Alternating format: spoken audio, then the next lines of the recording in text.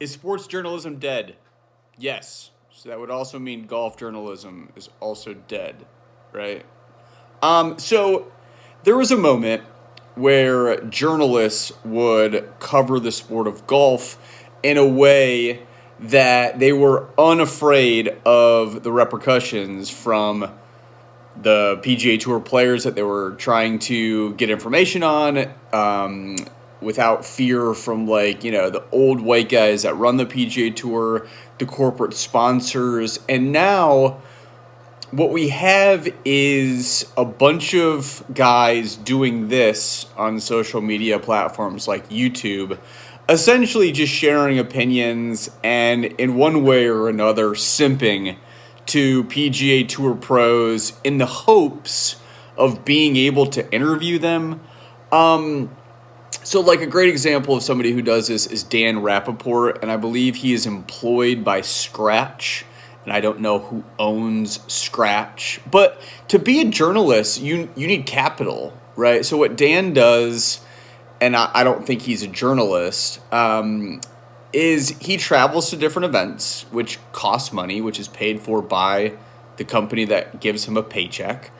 And he talks to golfers in a very friendly way that I don't know exactly if there's any sort of value in what he does. I don't know if it creates any value for the pros. I don't know if it creates any value for his employer.